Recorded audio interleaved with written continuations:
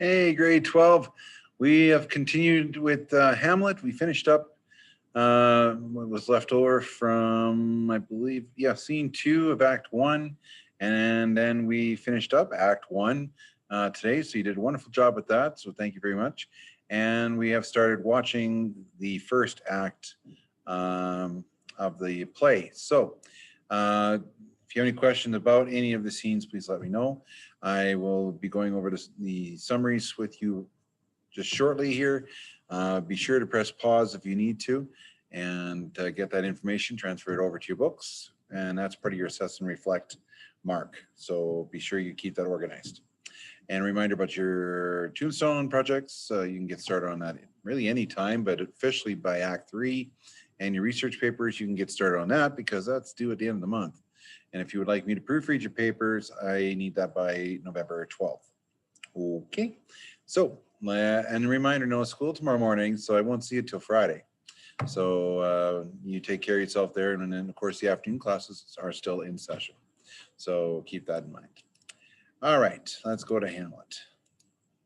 So just to recap, we have Hamlet a long time ago in a castle in Denmark. And I'm just gonna scroll through here. We did this yesterday, scenes 1 and 2. And so we know there's a ghost haunting Elsinore Castle, and it looks like it's Hamlet's dad. So Horatio and Marcellus are gonna go tell Hamlet about this. All the while, we are also having a celebration of Claudius's marriage to Gertrude, and Claudius is the brother to King Hamlet, who passed away 2 months ago, and that just creates a whole mess of things in Denmark, and we've talked about that in class, but I'm just going to leave it here for now because we need to go to this one. So this is where we started off our class today. Laertes is heading off to France, but before he does that, he decides to give his sister some advice, which sounds more like advice that their father would give. And Laertes is telling Ophelia to stay away from Hamlet. Ophelia then responds, don't speak like our father.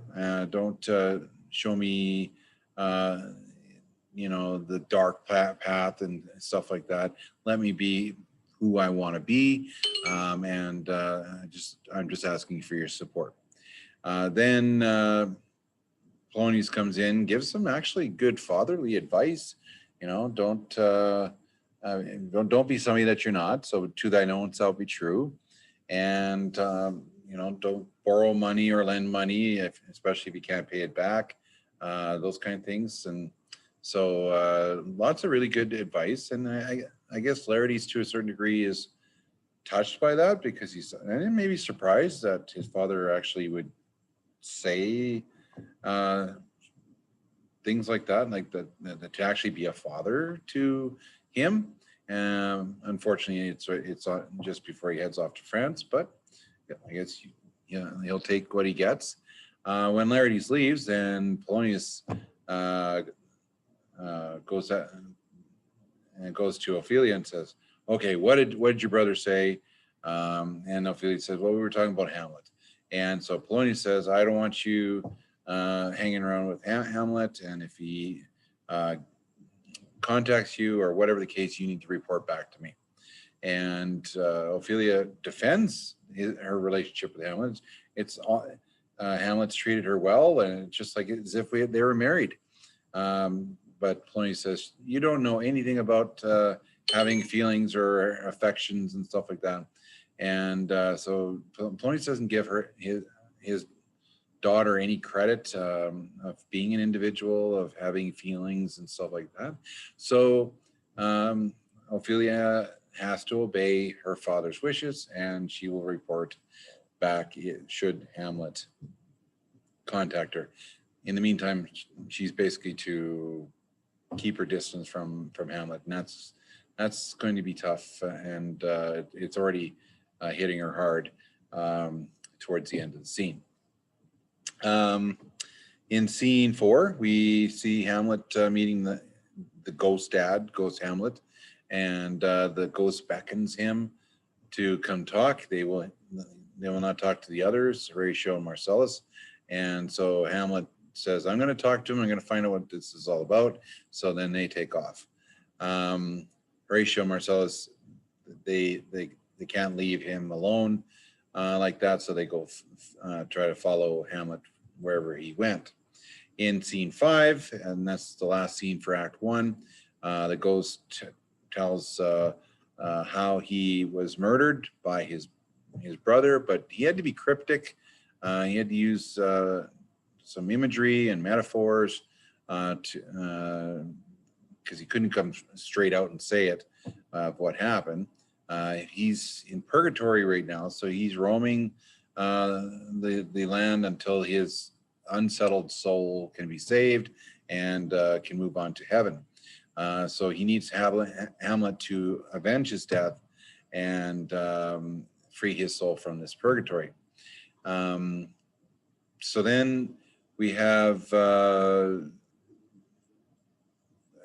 Hamlet has to guess who this mystery person is, and who this serpent who stung his dad. And of course, Hamlet says, "My uncle." Ding, ding, ding, ding, ding, ding. Okay, so Hamlet gets the right answer. Now he gets the full story, and Ghost Dad can tell the second version of the story, but a little more detail. So kind of, you know, it was easy to figure out who the serpent is because Hamlet does not like Claudius in the first place, and the fact that he's married his mother now, that kind of acts like a serpent, doesn't it? So Ghost Dad asks Hamlet to set it right, and so obviously Claudius has to pay for his deeds, and then once that's paid, then his dad's soul can be free.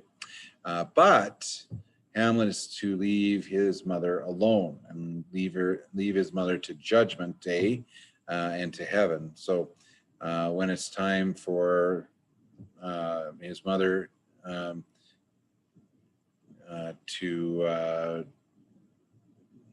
whether or not she goes to heaven or to hell, it'll be on Judgment Day, and so Hamlet's to let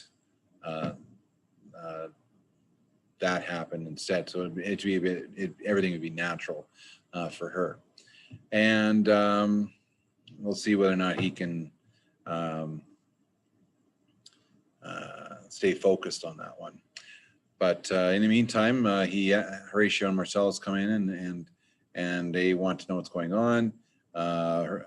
Hamlet has to now become somebody he is not, and that's someone uncharacteristic of who he is. And so he asks Horatio and Marcellus to remember who he is right now, because he's going to be a totally different person after this evening.